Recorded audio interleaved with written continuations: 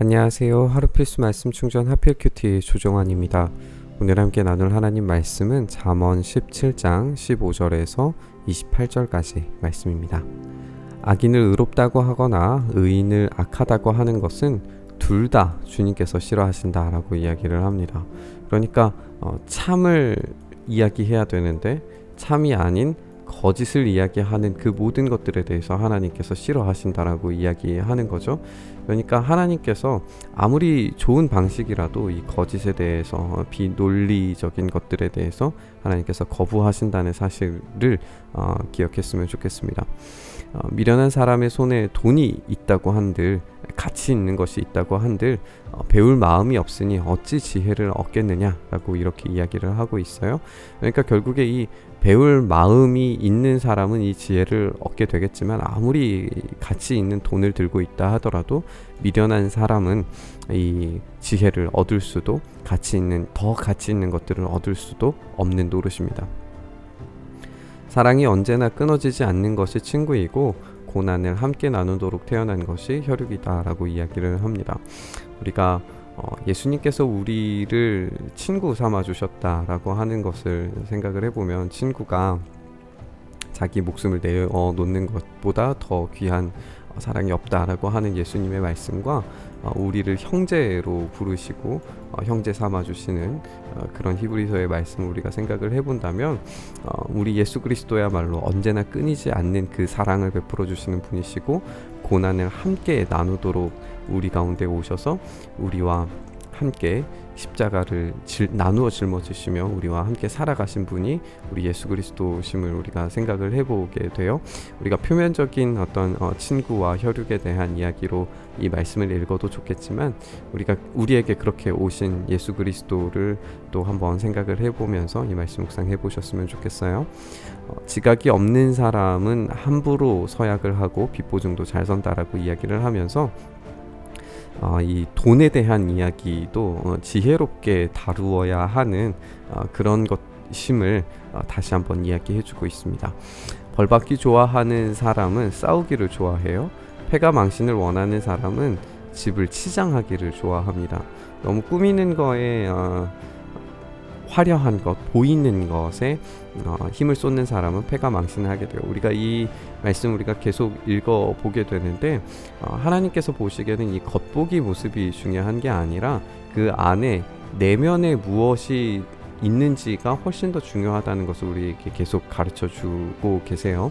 그러니까 어떤 겉보기 모양보다 이 내밀한 것, 우리의 진짜 속에 있는 것이 무엇인지가 더 중요하다라고 하는 이야기예요. 그래서 마음이 삐뚤어진 사람은 복을 얻지 못합니다. 거짓말만 하는 혀를 가진 사람은 재앙에 빠질 뿐이에요. 이렇게 안에 있는 거짓말만 가지고 마음이 삐뚤어져 있는 사람은 이 재앙에 빠지는 파괴적인 삶에 빠지고 있다는 것을 우리에게 알려주고 있습니다.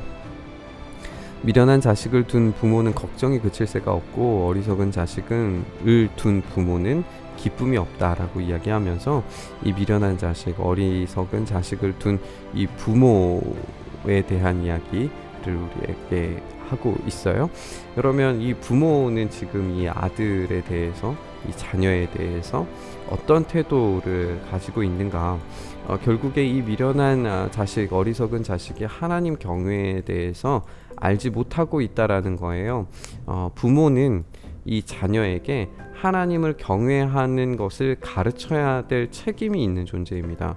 이 책임 있는 이 존재가 이 자녀를 제대로 가르치고 양육하지 못했을 때에 기쁨이 없고 걱정이 그칠 새가 없다는 사실입니다. 반대로 이야기하면 이 부모가 하나님을 경외함을 알지 못했을 때에 이 자녀들도 하나님 경외를 절대 알 수가 없다는 사실도 한번 생각을 해봤으면 좋겠습니다.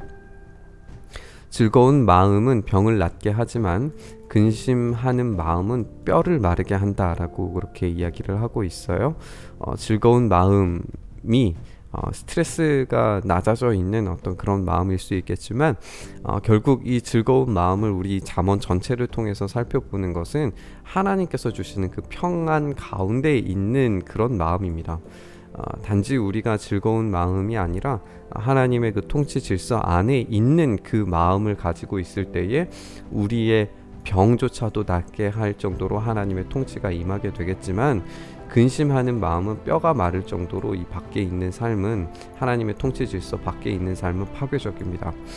이것 때문에 결국에는 이 부모의 걱정과 어리석은 자식을 둔 부모의 걱정도 이런 것이 아닌가 싶어요.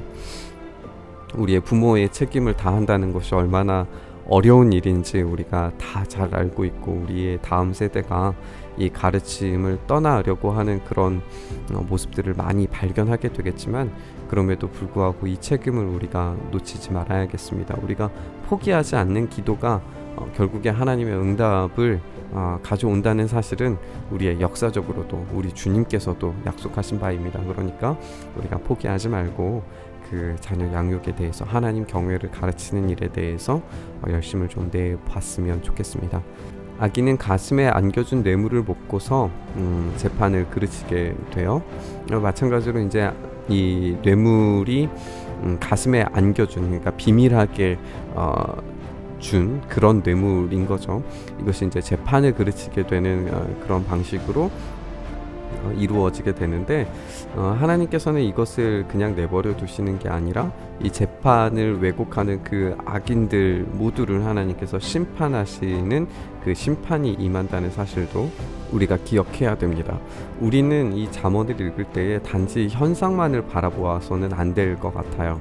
현상 그 너머에 있는 최종적인 하나님의 판결과 심판에 대해서 우리는 생각해야 됩니다. 그랬을 때에 단지 여기에서 우리가 눈앞에 봤을 때 재판이 그르치게 되기 때문에 이걸로 끝이 아니라 하나님의 그 최종적인 판결이 남아있게 되고, 그것을 모두 다 알고 계신다는 사실까지 우리는 기억을 해야 됩니다.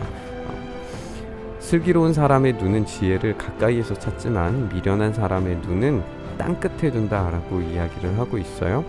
슬기로운 사람의 눈은 지혜를 가까이에서 찾습니다. 그러니까 하나님 경외의 삶은 이렇게 지금 우리의 눈 앞에 가까이 와 있는 삶이에요. 그러나 미련한 사람의 눈은 이것을 땅끝에 둠으로써 계속 하나님 경외의 삶을 저 멀리에 있는 것으로, 피상적인 것으로 자꾸만 바라본다는 거죠. 하나님의 통치가 여기에 지금 이 자리에 있다라고 하는 사실을 믿는 사람은 지금 이 순간을 슬기롭게 하나님 경외의 삶을 살아가려고 노력을 할 거예요. 그러나 그 하나님 경외를 저 땅끝에 있는 것으로 미루어 두는 사람은 계속해서 지금 현재의 하나님 경외의 삶에서부터 멀어져서 나중에, 이후에 그렇게 하겠다라고 그렇게 약속을 미루는 것들을 우리는 참 많이 보게 됩니다. 나중에 아니라 지금 필요합니다. 지금 이 가까이에서 지혜를, 하나님 경외의 삶을 찾고 살아낼 때에만 그 복을 누릴 수 있게 됩니다. 미련한 자식은 아버지의 근심이고 어머니의 고통이라고 다시 한번 이야기를 하면서 이 자녀 교육과 또 우리가 어떤 자녀인지에 대해서도 한번 고민하게 되는 그런 말씀을 우리에게 들려주고 있습니다. 의로운 사람을 벌주는 것은 옳은 일이 아니다. 존귀한 사람을 정직하다고 하여서 때리는 것도 바른 일이 아니다. 하나님께서는 이 정직과 올바른 판결에 대해서 얼마나 민감하게 보고 계시고 판단하고 계시는지에 대해서 우리가 생각을 해보는 게 좋을 것 같습니다. 아는 것이 많은 사람은 말을 삼가고 슬기로운 사람은 정신이 냉철합니다. 말을 삼간다라고 했을 때 이게 어리석은 말들이죠. 너무나 많은 말들을 쏟아내는 것이 지혜로운 사람이 아니라, 아는 것이 많은 사람일수록 이 진짜 언어들을 삼가하고 조심해서 참되게 필요한 자리에서 필요한 방식으로 적절한 언어들을 꺼낼 수 있는 것이 진짜 지혜로움과 실력이고, 아는 것이 많은 그런 지혜로운 사람의 모습이라는 것을 우리가 알게 돼요. 그래서 정신이 냉철합니다. 우리의 머리가 뜨거워지면 그렇게 말들을 막 쏟아내게 되는데, 정신이 냉철하면 그 판단을 하는 그 과정 가운데 머리가 차갑게 식으면 오히려 이 말보다 어떤 행동들, 그리고 또 적절한 언어들을 꺼낼 수 있는 실력이 생기게 되는 것 같아요. 어리석은 사람도 조용하면 지혜로워 보이고 입술을 다물고 있으면 슬기로워 보인다라고 이렇게 위트 있게 이야기를 하면서 이 참된 지혜를 꺼내는 어떤 그런 방식에 대해서 이야기를 하고 있습니다. 오늘 말씀 이렇게 짧게 읽어봤는데요. 결국 우리의 시선에서 우리가 하나님 경외의 삶을 지금 이 땅 가운데에서 여기에서 가까이에서 찾아야 될 필요에 대해 우리가 한번 생각해 보셨으면 좋겠어요. 우리가 자꾸만 이 땅끝에 이 저 멀리 이 땅끝이라고 하는 것이 이제 세계의 끝, 그러니까 당시의 사람들은 우주를 평평하다고 생각하고 둥그런 원반으로 생각을 했으니까 땅 끝이 있다라고 그렇게 생각을 한 거죠.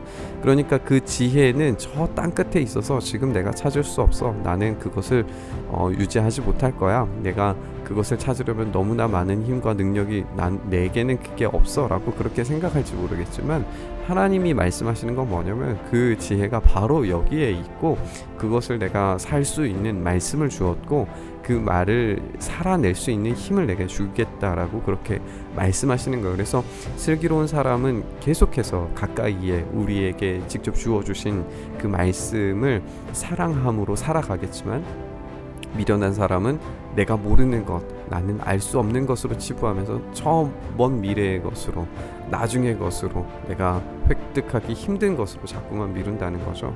우리가 이런 태도를 좀 바꾸어서 지금 여기에 임하신 하나님 나라, 하나님의 통치, 하나님의 경외하는 그 삶을 우리가 살아내어서 참된 지혜, 예수 그리스도를 따라가는 십자가의 길을 온전히 걸어가는 우리 모두가 될 수 있었으면 좋겠습니다. 주님, 우리가 그 삶을 살도록 붙드시고 인도하시기를 간절히 소망합니다. 지금 여기에 임하신 하나님 나라를 우리가 발견할 수 있는 지혜로운 눈을 허락하여 주시고, 그 가운데 살아갈 때 하나님의 능력 뿐만 아니라 성령님께서 우리에게 주시는 참된 지혜의 눈길로, 시선으로 하나님 나라를 발견해 나갈 수 있는 그런 참된 즐거움을 우리가 누릴 수 있도록 역사하여 주시옵소서. 그렇게 우리의 삶을 지혜로움과 즐거움으로 만들어가 주시고 채워가 주시기를 간절히 소망하며 우리 주님 예수 그리스도의 이름으로 기도드리옵나이다. 아멘.